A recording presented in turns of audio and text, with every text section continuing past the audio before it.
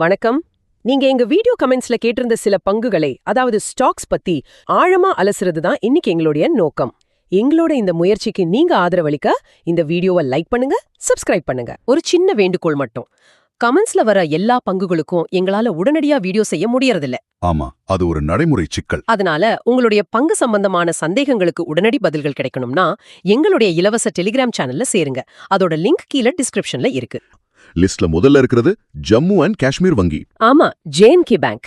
இது ஒரு PSU வங்கி. இதோட வேல்யூவேஷன் ரொம்ப குறைவா இருக்குன்னு சொல்றாங்க. ரொம்ப ரொம்ப குறைவு. இதோட PE ரேஷியோ பாத்தீங்கன்னா வெறும் 5 தான்.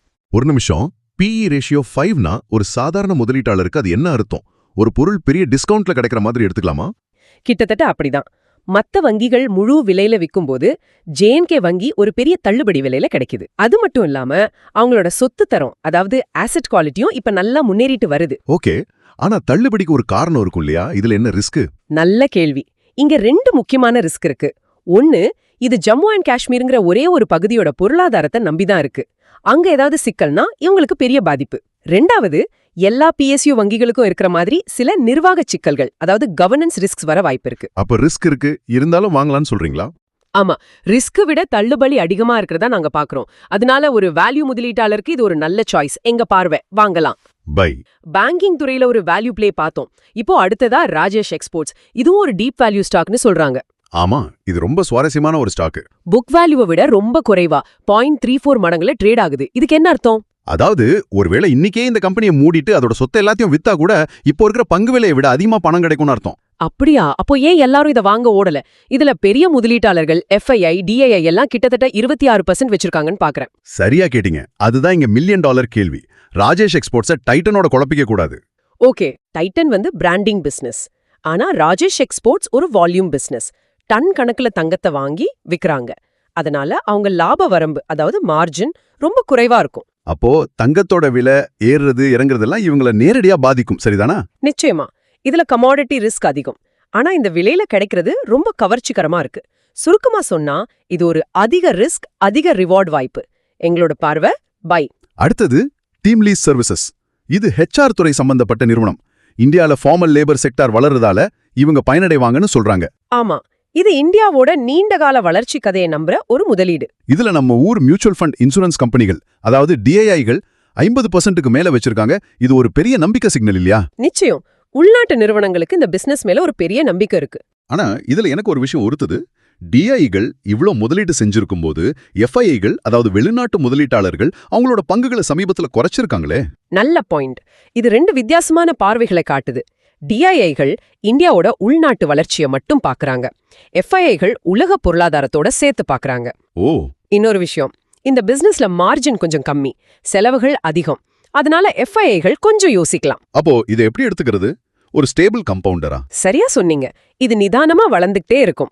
அதனால இதுக்கு எங்க பார்வை நேர்மறை, பாசிட்டிவ். இப்ப 2 சின்ன கம்பெனிகளை பாப்போம். முதல்ல ராஜு என்ஜினியர்ஸ். பிளாஸ்டிக் மிஷின் செய்றாங்க. லாபம் 79% உயர்ந்திருக்கு. ஆமா, வளர்ச்சி பிரமாதமா இருக்கு. குறிப்பா ஏற்றுமதி நல்லா பண்றாங்க. ப்ரொமோட்டர் ஹோல்டிங்கும் 61% இருக்கு. ஆனா இந்த நல்ல செய்தி எல்லாம் ஏற்கனவே பங்கு விலையில ஏறிடுச்சு. வேல்யூவேஷன் இப்போ கொஞ்சம் காஸ்ட்லியா தெரியுது. அப்போ ட்ரெயின் ஸ்டேஷனை விட்டு கிளம்பிடுச்சுன்னு சொல்றீங்களா? சொல்லப்போனா கொஞ்சம் ரிஸ்க் இருக்கு. அதனால இவங்களோட ஆர்டர்களையும் லாப வரம்பையும் பார்த்துட்டே இருக்கணும். இப்போதைக்கு வளர்ச்சி நல்லா இருக்கிறதால எங்க பார்வை நேர்மறை, பாசிட்டிவ். சரி, இந்த பாசிட்டிவ் லிஸ்ட்ல கடைசி ஸ்டாக் ட்ரைடன்ட். டெக்ஸ்டைல் துறையைச் சேர்ந்த இந்த நிறுவனம் 2000 கோடிக்கு கேபெக்ஸ் பண்ண போறதா சொல்லிருக்காங்க. ஆமா, ட்ரைடன்ட் ஒரு பெரிய ஆட்டத்துக்கு தயாராகுது. இந்த கேபெக்ஸ்னா சிம்பிளா என்ன? அவங்க எதிர்காலத்துல நிறைய விற்க முடியும்னு ஒரு பெரிய பெட் கட்டுறாங்க, அப்படிதானே? கரெக்ட். இது அவங்களோட அசைக்க முடியாத நம்பிக்கையை காட்டுது. ப்ரமோட்டர் கிட்டயே 74% பங்குகள் இருக்கு. ஆனா டெக்ஸ்டைல் துறை கொஞ்சம் ஏற்ற இறக்கம் நிறைஞ்சது இல்லையா? உலக பொருளாதாரம் மந்தமானா என்னாகும்? அதுதான் இதுல இருக்கு முக்கியமான ரிஸ்க். இந்த கேபெக்ஸோட பலன்கள் தெரிய 2-3 வருஷம் ஆகும். இது ஒரு நீண்டகால முதலீட்டாளருக்கான கதை. அதனால இதுக்கும் எங்க பார்வை நேர்மறை, ஆனா பொறுமை அவசியம். சரி, வாங்கலாம்னு பரிந்துரைக்கப்பட்ட பங்குகளை பார்த்துட்டோம். இப்போ கொஞ்சம் நடுநிலையான, அதாவது ஹோல் கேட்டகரி. முதல்ல ஸ்கை கோல்ட் அண்ட் டைமண்ட்ஸ். இவங்களோட ரிசல்ட்ஸ் நல்லா இருக்கு. ஆனா பங்கு விலை கடந்த ஒரு வருஷத்துல 26% குறைஞ்சிருக்கு. உள்ள என்னதான் நடக்குது? இதுல ஒரு வேல்யூவேஷன் ரீசெட் நடந்துட்டு இருக்கு. ஆரம்பத்துல இந்த பங்குக்கு சந்தை ரொம்ப அதிகமான விலையை கொடுத்துருச்சு. இப்போ அதோட உண்மையான மதிப்பு என்னன்னு மறுபரிசீலனை பண்ணுது. ஓகே, அது மட்டும் இல்லாம ப்ரமோட்டர்களே அவங்க பங்குகளை வித்துட்டு இருக்காங்களே, அது ஒரு பெரிய நெகட்டிவ் சிக்னல் இல்லையா? நிச்சயம்.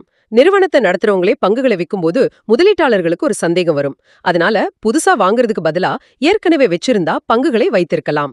அடுத்தது எல்லாருக்கும் தெரிஞ்ச பிராண்ட் மணிவார், அதாவது வேதாந்த் ஃபேஷன்ஸ். ஆமா, பிராண்ட் ரொம்ப வலுவா இருக்கு.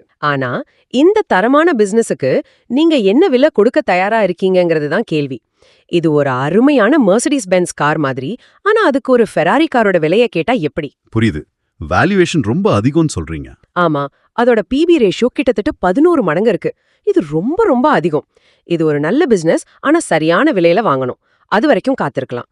அதனால எங்க பார்வை, பங்குகளை வைத்திருக்கலாம். ஹோல்ட். இந்த லிஸ்ட்ல அடுத்தது நம்ம எல்லாருக்கும் பழக்கமான காஸ்ட்ரோல் இந்தியா.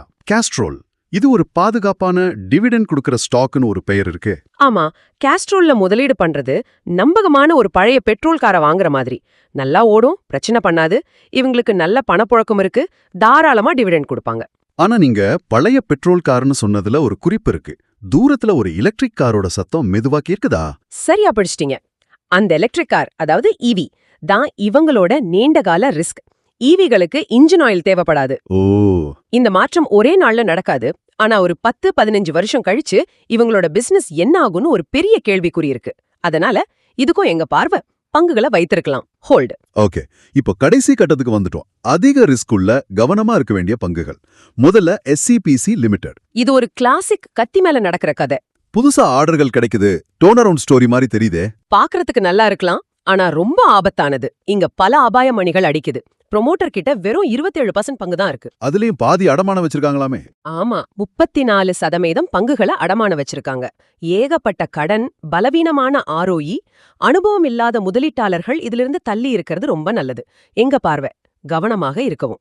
இறுதியாக பிரின்ஸ் பைப்ஸ் அண்ட் ஃபிட்டிங்ஸ், ஏன் அதை தவிர்க்கணும்னு சொல்றீங்க? இங்க பிரச்சனை என்னன்னா, இவங்க விளையாடுற மைதானத்துல ஆஸ்ட்ரல், சுப்ரீம் மாதிரி பெரிய அசுரர்கள் இருக்காங்க.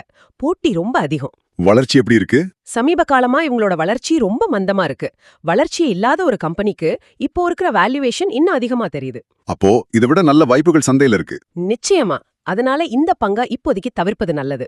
ஆக இன்னைக்கு நம்ம அலசல்ல எல்லாத்தையும் பார்த்துட்டோம். JNK பேங்க் மாதிரி வேல்யூ பங்குகள், ட்ரைடன் மாதிரி வளர்ச்சி பங்குகள், வேதாந்த் ஃபேஷன்ஸ் மாதிரி காத்திருக்க வேண்டிய பங்குகள், கடைசியா SCPC மாதிரி ரொம்ப ஆபத்தான பங்குகள்னு ஒரு முழு பார்வையை பார்த்திருக்கோம். இந்த ஆய்வு உங்களுக்கு ஒரு தெளிவு கொடுத்திருக்கும்னு நம்புறோம். அடுத்ததா எந்த பங்கை ஆய்வு செய்ய வேண்டும்னு கமெண்ட்ல சொல்லுங்க. உங்க ஒவ்வொரு கமெண்ட்டையும் நாங்க படிக்கிறோம். இந்த வீடியோவை பார்த்ததுக்கு ரொம்ப நன்றி. கடைசியா ஒரு முக்கியமான விஷயம். இந்த காணொளி கல்வி நோக்கங்களுக்காக மட்டுமே. இது பங்குகளை வாங்குவதற்கோ விற்பதற்கோ ஆன பரிந்துரை அல்ல. எந்த முதலீட்டு முடிவையும் எடுக்கிறதுக்கு முன்னாடி தயவு செய்து உங்க நிதி ஆலோசகரை கலந்தாலோசிங்க.